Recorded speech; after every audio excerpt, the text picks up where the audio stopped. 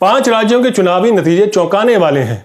BJP ने 4 राज्यों में जीत दर्ज की है। वो सभी राज्य रिटेन किए हैं जहां जहां वो सत्ता में थी, यानी यूपी, उत्तराखंड, गोवा और मणिपुर। अकाली दल से टूट के बाद पंजाब में बीजेपी को जीत की उम्मीद कम थी, मगर पंजाब में जनता ने सत्तारूढ़ कांग्रेस को ही उखाड़ फेंका और वहां आम आदमी पार्टी की सरकार के लिए सिंहासन तैयार कर दिया है। यानी इन 5 में से एक राज्य जहां कांग्रेस की सरकार थी वहां भी उसने सत्ता गंवा दी है। मुख्यमंत्री चरणजीत सिंह चन्नी दोनों सीटों से चुनाव हार गए हैं। प्रदेश कांग्रेस मुखिया नवजोत सिंह सिद्धू भी अपनी सीट नहीं बचा पाए।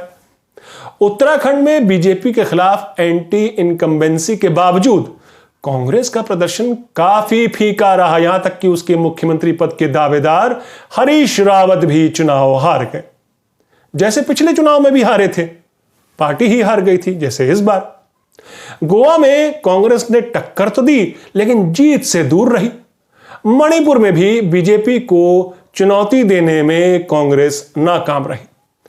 कांग्रेस का यूपी में भी उम्मीद से कहीं कमतर प्रदर्शन रहा, बावजूद इसके कि यूपी में प्रचार की कमान खुद प्रियंका गांधी ने संभाली हुई थी।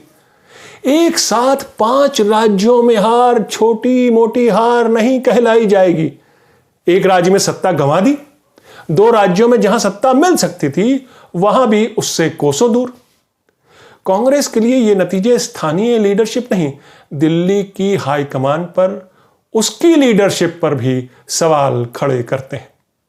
क्या कांग्रेस जमीन से कट चुकी है? क्या उसके जीतने की भूख खत्म हो चुकी है? क्या कांग्रेस में भारी बदलाव की जरूरत है? क्या लीडरशिप चुक चुकी है? क्या गांधी लीडरशिप अहंकारी हो चुकी है? क्या पार्टी को गैर गांधी लीडरशिप की जरूरत है? इसका मंथन तो कांग्रेस पार्टी को करना ही होगा, क्योंकि कोई भी पार्टी लगातार और बार बार हारती रहे तो कुछ तो गड़बड़ जरूर है। और लोकसभा हो या विधानसभा चुनाव, कांग्रेस की भी लगातार हार की कहानी इशारा कर रही है कि पार्टी में कुछ चीज है जो सड़ चुकी है, उसको भारी सर्जरी की जरूरत है। लेकिन आज कहानी कांग्रेस की हार की नहीं, वो कहानी तफसील से कभी और। आज कहानी होगी बीजेपी की जीत की। आज बात करेंगे उन कारणों की जिसकी वजह से बीजेपी जीती, और उन कारणों की भी जिनकी वजह से बीजेपी को हारना चाहिए था, या किसी भी लोकतंत्र में किसी भी पार्टी को उन वजहों से चुनाव जीतना उसका नामुमकिन हो सकता था। उन वजहों की भी बात करेंगे।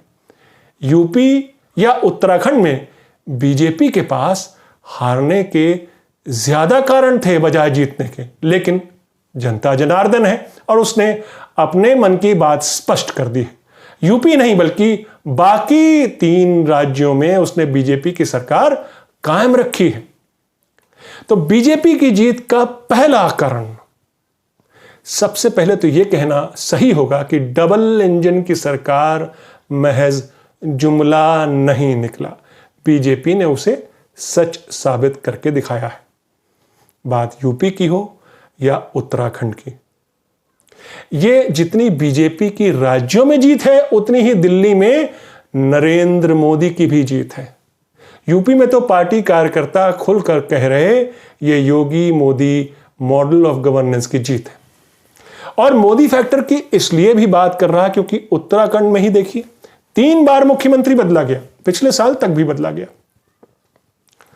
यानी बीजेपी पॉपुलैरिटी रेस में कहीं पिछड़ रही थी, इसलिए मुख्यमंत्री बार बार बदले जा रहे थे। लेकिन फिर ऐसा क्या हुआ कि बीजेपी फिर भी उत्तराखंड में बड़ी जीत दर्ज करती है आज? जाहिर है उत्तराखंड में जनता के लिए चेहरा पुष्कर धामी नहीं बल्कि प्रधानमंत्री मोदी थे। उनका चेहरा देख के वोट डाला है जनता ने। उत्तराखंड में पुष्कर धामी की बीजेपी को नहीं, मोदी की बीजेपी को वोट पड़े हैं। डबल इंजन का एक और अलग सा उदाहरण था उत्तराखंड। तीसरी बात, योगी की लीडरशिप में यह पहला चुनाव था और योगी ने अखाड़े में अपने दांव दिखा दिए। मोदी के बाद बीजेपी ने अपने राज्य में अगर किसी ने भी इतनी बड़ी जीत दर्ज की है तो वो योगी आदित्यनाथ है। यानी इन चुनावों ने योगी की छवि में भी इजाफा किया है। अब ये कयास और बढ़ेंगे कि क्या राष्ट्रीय स्तर पर योगी ही मोदी के सही राजनीतिक उत्तराधिकारी हैं। योगी की बीजेपी ने लॉ एंड ऑर्डर को बड़ा मुद्दा बनाया, यानी सुरक्षा को लेकर ढोल पीटा। यह उसके चुनावी प्रचार का केंद्र बिंदु भी था और जनता के बीच इसकी गूंज सुनाई दी। जमीन पर लोगों का यह कहना आम था कि योगी ने भय मुक्त प्रशासन दिया। हाथरस और बदायूं बलात्कार के बावजूद, कांड के बावजूद, बलात्कार के मामलों में एनसीआरबी के यूपी के आंकड़ों के बावजूद बीजेपी सरकार यह प्रोपेगेंडा करने में कामयाब रही कि उत्तर प्रदेश में महिलाएं सुरक्षित हैं।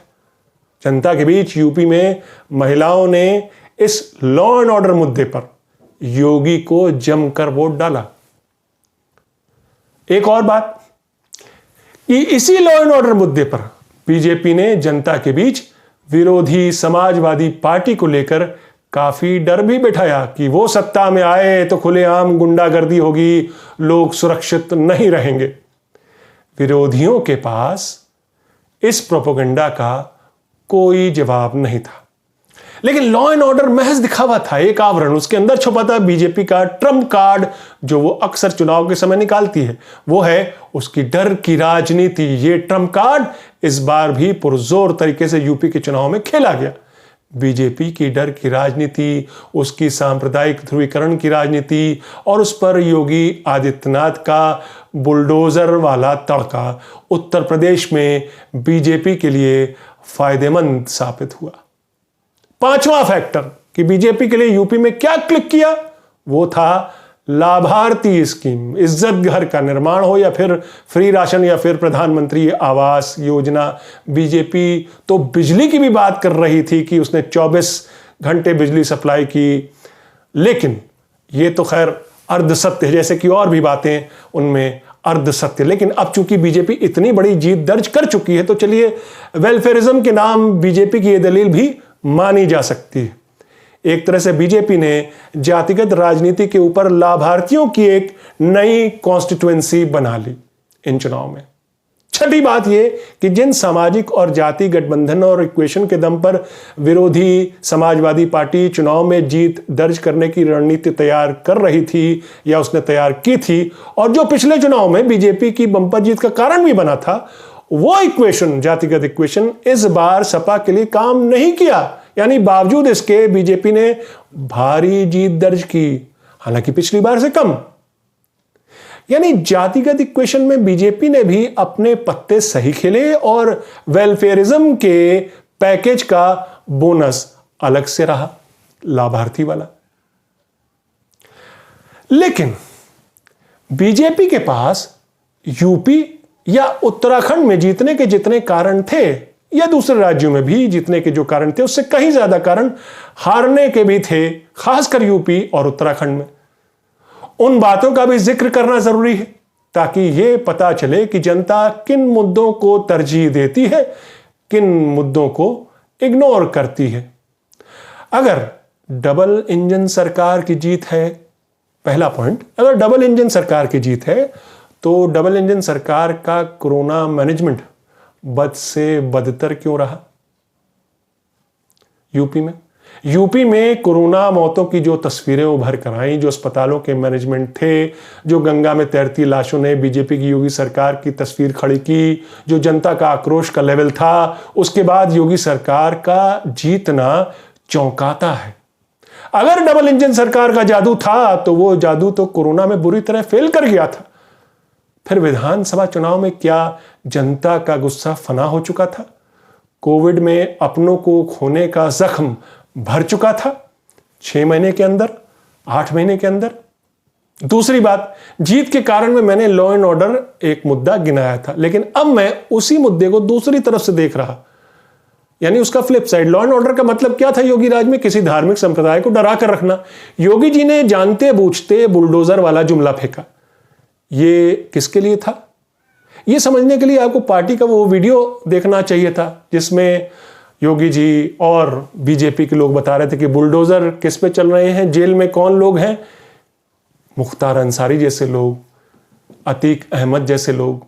यानी बीजेपी के लिए लॉ एंड ऑर्डर बिगाड़ने वाले चेहरे ऐसे लोग हैं।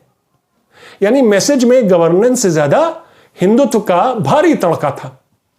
तीसरी बात, फिर योगी जी ने 80-20 शमशान, कब्रिस्तान और जिन्ना आजम खां की हर मंच से बात की। यहां तक कि बीजेपी नेताओं ने जाटों को भी अपनी तरफ खींचने के लिए, किसानों को अपनी तरफ खींचने के लिए, जो किसान आंदोलन में उससे छिटक चुके थे, सांप्रदायिक खाई को बढ़ाने की कोशिश की। अमित शाह ने जब कहा था कि जाट भी मुगलों से लड़े और बीजेपी भी, यानी वो ये कहना चाहते थे कि बीजेपी हिंदुओं वाली पार्टी है। चौथी बात, महंगाई तो डबल इंजन सरकार से कहीं ज्यादा दिल्ली की मोदी सरकार की देन। रोजमर्रा की चीजों के बढ़ते दाम, पेट्रोल और डीजल के आसमान छूते दाम। लेकिन महंगाई भी इस चुनाव में मुद्दा नहीं बन पाती, क्योंकि बीजेपी यूपी ही नहीं बल्कि उन सारे राज्यों में जीतती है जहां उसकी सरकारें थी। यानी जहां सरकारें एंटी इनकम्बेंसी के मुद्दे पर बदल जाती हैं आमतौर पर, वहीं बीजेपी सारे राज्य रिटेन करती है। यूपी में तो कई दशकों के बाद ऐसा हुआ है कि किसी भी पार्टी की सरकार बैक टू बैक दोबारा जीतती है। इससे पहले गोविंद बल्लभ पंत ही दोबारा यूपी के मुख्यमंत्री चुनकर आए थे 6-7 दशक पहले। पांचवा फैक्टर जो बीजेपी को हरा सकता था, मगर यह मुद्दा भी ढह गया। क्या किसान आंदोलन और किसानों की समस्या, छुट्टे मवेशियों का खेत नष्ट करना बड़ा मुद्दा नहीं था? बिल्कुल था, मगर वो नहीं चला। जिस हिसाब से वोट पड़े हैं उससे तो यह लगता है कि पश्चिम यूपी में भी किसान सपा और दूसरी पार्टियों में बटा हुआ था। बीजेपी को भी किसान और जाटों के वोट बड़ी मात्रा में मिले हैं। और छठा मुद्दा, बेरोजगारी। यह सिर्फ यूपी का ही मुद्दा नहीं बल्कि एक राष्ट्रीय मुद्दा है।